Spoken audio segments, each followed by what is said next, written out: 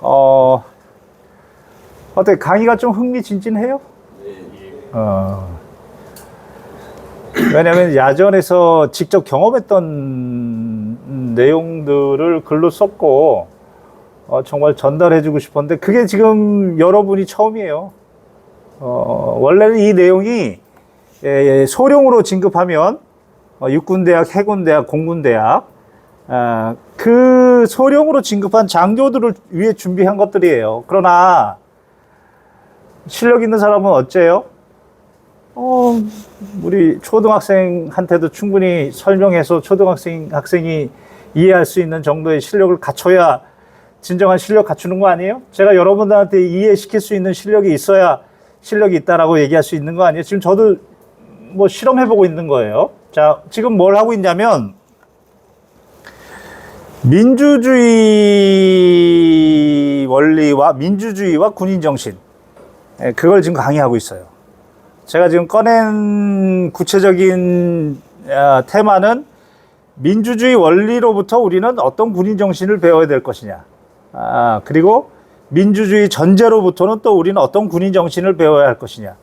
그리고 나서 이제 성숙한 민주 시민의 군대는 어떤 모습이어야 할 것이냐까지 이제 오늘 강의를 하려고 하는 건데 처음에 했던 주제는 민주주의 원리로부터 어떤 군인 정신을 배워야 할 것이냐.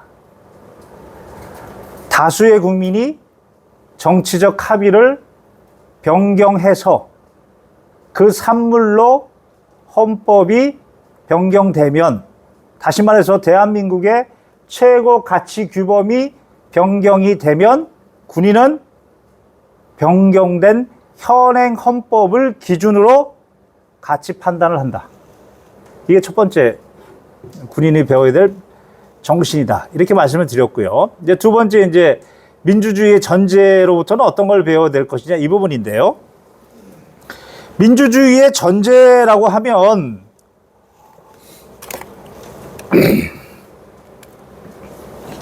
바로 다수결 원리로 결정을 하기 때문에 소수자를 보호해야 된다는 거죠. 반드시. 그리고 가치는 상대주의를 표방해야 되고 자 이게 무슨 의미냐. 우리 헌법재판소는 이 의미를 구체적으로 비판 또는 반대 의견을 개진할 수 있는 기회를 보장해라. 그리고 그것을 위해서는 공정하고 합리적인 토론의 기회를 보장해라. 이게 바로 민주주의 전제라는 거예요. 자, 이렇게 한번 얘기해 볼게요. 지금 앞 시간에서 자, 예를 들어서 대한민국의 건국의 시기를 1948년 당시에는 1948년이라고 했어요. 1948년 당시에는 대한민국의 건국의 시기를 1948년이라고 했다고요. 그리고 39년을 살다가 1987년에 7차 개헌하면서 대한민국의 건국을 준비한 시기가 있었다. 임시정부 시기부터 포함해야 된다. 그래서 대한민국은 1919년부터 출발이다. 자, 이렇게 생각이 바뀌었단 말이에요. 자, 가치 상대주의라는 게 뭐냐면 어떠한 가치를 절대화시키지 말라는 거예요. 자, 그 부분을 조금 더 이해하기 쉽게 얘기를 할게요. 그게 본 교수가 추구하는 가치예요. 철학이고. 앞으로 우리 사회에서도 그런 가치에도 좀 귀 기울여야 된다 이런 생각을 하는데 자, 노자 도덕경 1장에 보면 이런 말이 있어요. 명을, 이름 명자예요. 명을 가명, 언어로서 표현해버리면 어떤 이름을 가명, 언어로서 인간의 그 짧은 언어, 그 유한한 언어, 제한이 있을 수밖에 없는 언어, 늘 분란이 일어날 수밖에 없는 인간의 언어로 표현해버리면 비, 아니다. 상명, 늘 그러한 이름이 아니다. 이런 말이 있어요. 본 교수 상당히 우리 혼란스러운 대한민국의 중요한 가르침이라고 생각하는데, 명, 가명, 비, 상명. 무슨 얘기냐. 어떠한 내용을 그 사회의 엘리트가, 그 사회의 기득권이 자기들 또는 자기 조직 또는 자기들이 생각하는 가치를 실체화시키고 고정화시켜서 우상화시키려고 이게 건국의 아버지다, 이게 뿌리다 라고 하면 그것은 상명, 늘 그러한 있는 그대로의 그런 모습이 아니다. 늘 분란만 일으킨다. 이런 말이에요. 지금 본 교수가 무슨 말을 하려고 그러냐면 가치 상대주의를 얘기하는 거예요. 그렇기 때문에 그냥 1919년에 임시정부가 있었고, 그리고 1940년 한국 광복군이 창설됐고, 1948년 대한민국이라는 이름으로 건국이 됐고, 그리고 그즈음 육군사관학교가 이름을 바꿔서 시작이 됐고, 있는 그대로 보라는 거예요. 왜 거기다 대고 이게 국군의 뿌리다, 이게 건국의 아버지다 라고 왜 실체화시키고 고조화시키냐는 거야.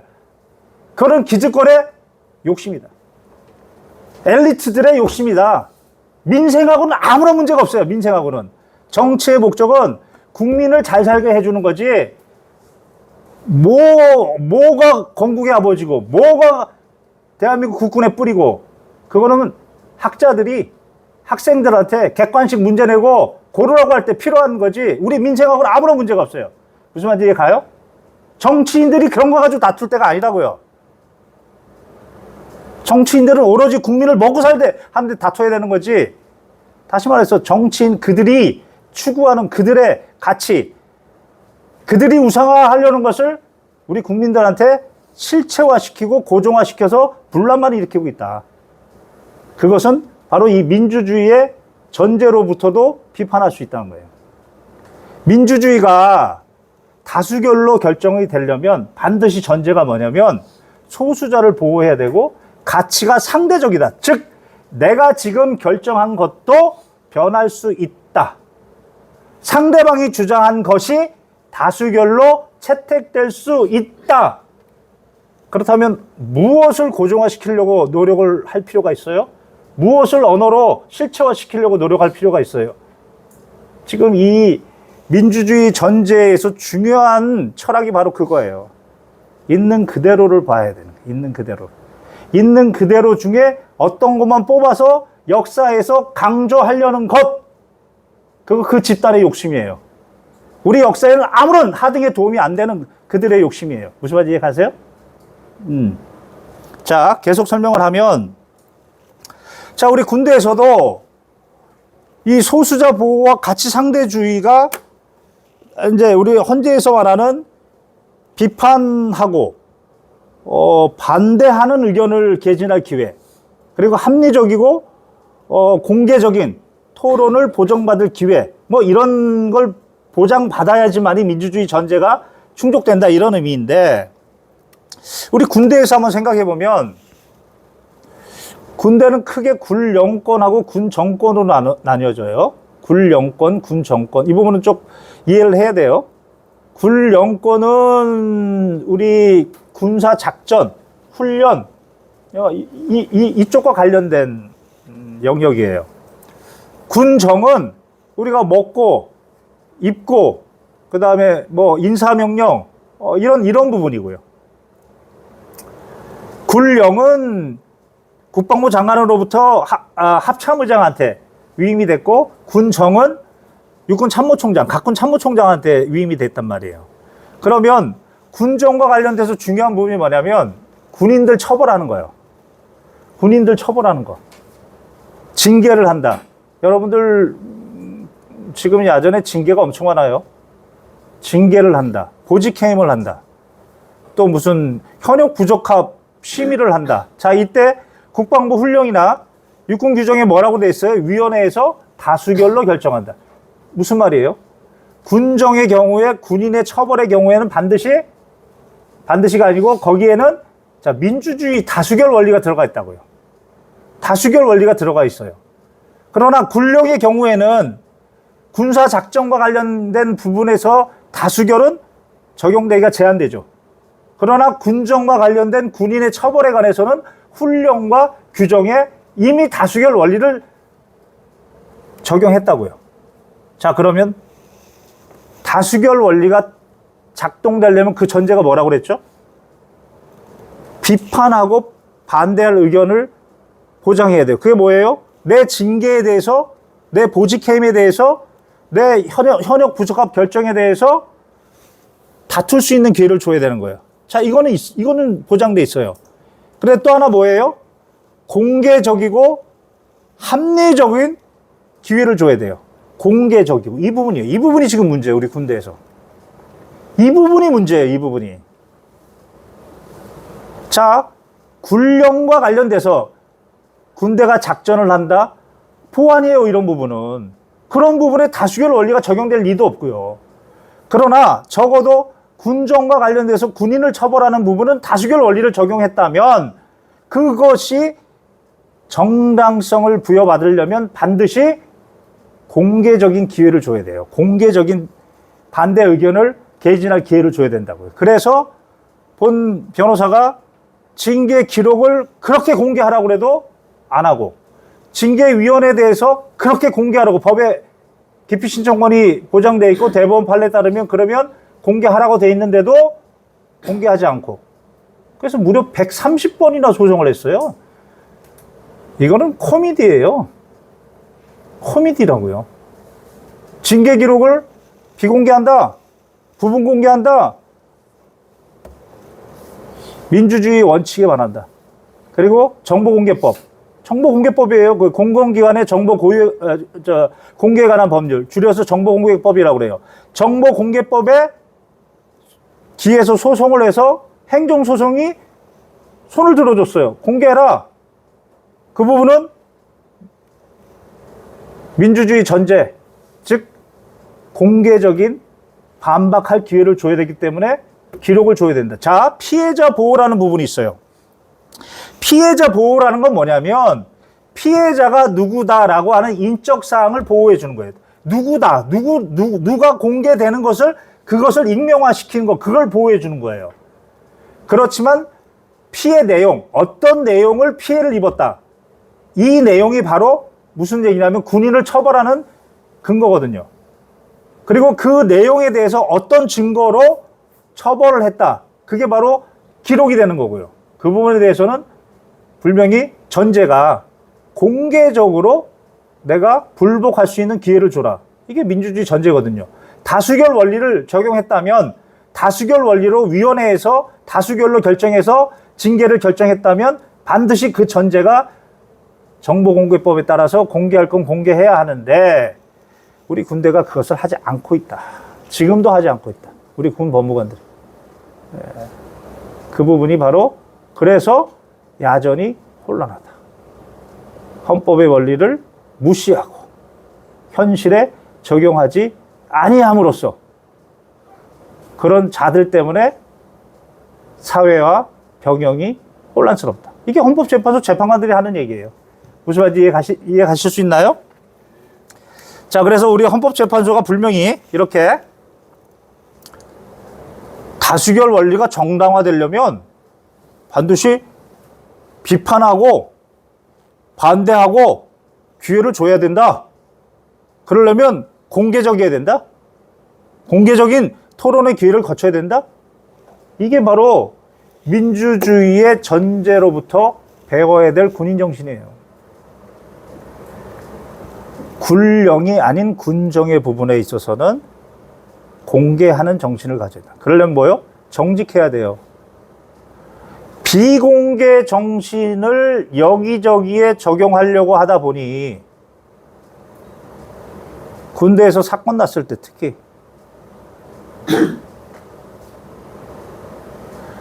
군사 작전과 관련돼서는 그 부분은 다수결 원리도 적용이 안 될 뿐더러 그 부분은 보안이기 때문에, 그분은 법령상 보안이기 때문에 비공개할 수 있어요. 그러나 그 부분이 아닌 사건, 그리고 군인의 처벌, 자, 그 부분은 공개가 원칙이에요. 공개를 하지 않으니까 굴에서 이제까지 비공개하려고 했고, 비공개하려는 저변은 왜곡, 축소, 정직하지 않으려고. 그래서 군사법원법 2조가 개정됐고, 그래서 3대 범죄에 대해서는 군에서 아예 수사하지 마라, 이렇게 된 거예요. 성범죄, 군대에서 너무 왜곡이 심하다. 사망사고, 의문사 너무 많다. 그리고 입대전 범죄까지. 이것은 모두 군에서 수사 못하고 민간에서 해라, 이렇게 됐단 말이에요.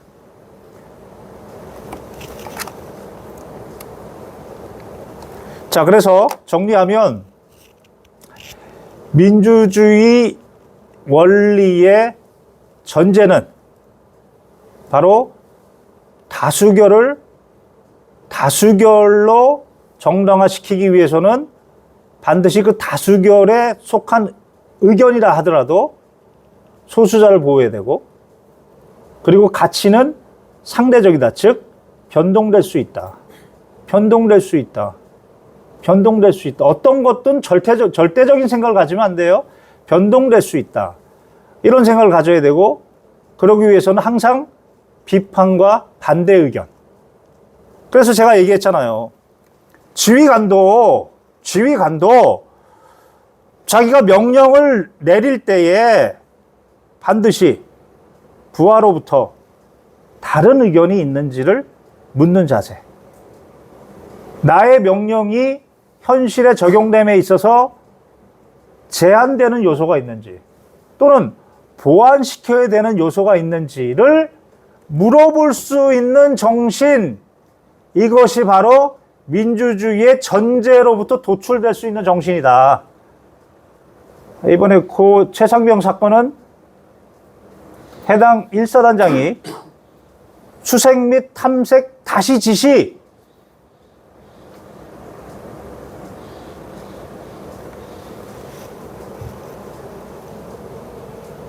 바둑판식으로, 그리고 무릎 아래까지 내려가서 찔러보면서 정성껏 탐색 실시라고 명령만 낼 게 아니고, 그 명령을 내리면서 현장 지휘관에게, 자, 나는 이런 지시 내용인데 이에 대해서 현장에서 제한사항이 있는지, 또는 보완해야 될 사항이 있는지 의견을 물어보는 자세. 그런 군인의 정신은 바로 민주주의의 전제를 존중하는 정신에서 나온다. 이해 가세요? 무슨 말인지? 자, 끝으로 성숙한 시민, 민주시민의 군대의 모습에 대해서 한번 얘기해 볼게요. 이거는 성숙한 민주시민을 먼저 얘기하고, 그리고 나서 그 시민들의 군대, 이렇게 얘기하면 되는 거죠. 성숙한 민주시민들의 군대, 이렇게 얘기하면 되는 거지. 예. 자, 민주라는 거는 이제까지 얘기했잖아요. 국민이 주인이다. 국민이 주인이다. 민주다. 그럼 민주주의는 그 국민이 주인인데 그 다수가 정치적 합의를 한다. 여기에 정당성이 있다. 입법부 국회의원의 권한의 정당성, 행정부 대통령의 권한의 정당성이 바로 다수 국민, 과반수 국민의 바로 정치적 합의에 정당성이 있다. 그게 민주주의다. 그럼 민주시민은 바로 민주주의 원리로 갈등이 생겼을 때 그 갈등의 해결 기준을 헌법에서도 민주주의 원리에서 찾는 인식을 가져야 된다. 자, 예를 들어서 오늘 수업 중에 대한민국 건국이 언제부터야? 70대 할아버지와 80대 할아버지가 싸우고 있다. 70대 할아버지와 50대가 지금 논쟁하고 있다. 5.16이 혁명인가? 뭐 80대 할아버지와 뭐 40대 젊은이가 논쟁하고 있다. 민주시민이라면 각자의 가치관은 다를 수 있죠. 각자의 가치관은 다를 수 있어요. 나는 이게 가치라고 생각해. 나는 대한민국 건국은 1948년이야. 나는 이승만 대통령을 우리나라의 대한민국의 국부라고 생각해. 그때 당시에 미국에서 그렇게 훌륭한 공부도 하시고, 그리고 그 국가가 어려울 때 미국을 상대로 대한민국의 국익을 위해서 그렇게 하신 분이 누가 있냐? 개인적인 가치관은 누구나 표출할 수 있다. 그러나 그게 충돌됐을 때, 그 가치가 충돌됐을 때, 그거를 해결하는 기준을 내 생각이 옳아라고 할 것이 아니고, 민주시민이라면 민주주의 원리에 따라 판단해야 된다. 헌법 정신에서 찾아야 된다. 현행 헌법까지 구체가 개헌이 되었다. 재헌헌법 때에는 분명히 1948년 대한민국 건국이 맞다. 맞다. 그리고 이승만 대통령이 대한민국 건국의 아버지 맞다.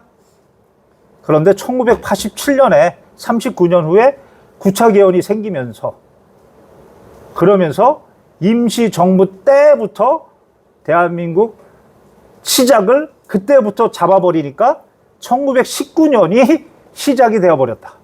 그런데 한 가지요. 한 가지. 임시정부의 초대 대통령 누군지 아세요? 이승만 대통령이에요.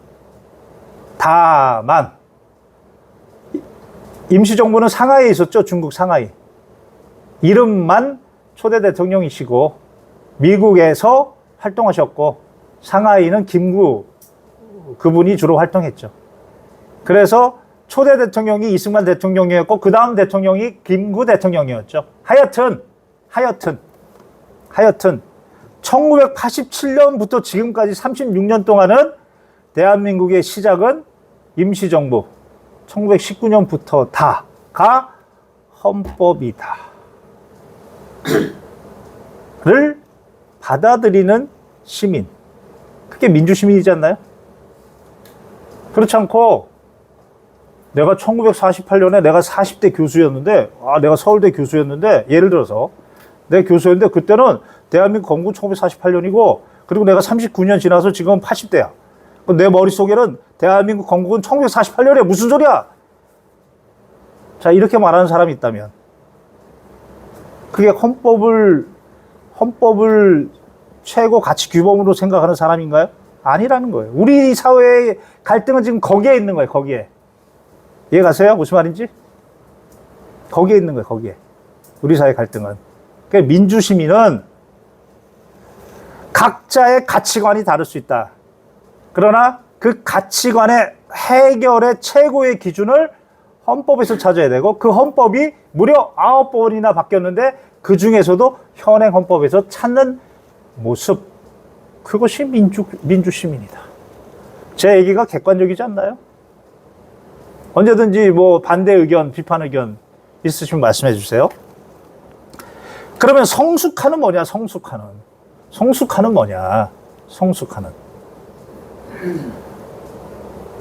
자, 내가 뽑은 대통령이 대통령이면 대통령으로 인정하고, 내가 뽑지 않은 대통령이 대통령이 되면 대통령으로 인정하지 않나요? 그것도 다수 국민의 정치적 합의라고 하는 민주주의 원리에 반하는 거죠. 내가 투표해서 그 사람이 대통령이 안 됐다 하더라도 민주주의 원리에 따라서는 내가 뽑지 않은 사람이 대통령이죠. 인정해야 되는 거예요. 인정해야죠. 그 결정을 따라야 되는 거죠. 그게 성숙한이에요. 다만 선출된 대통령은요. 나를 찍어준 사람만 아니죠.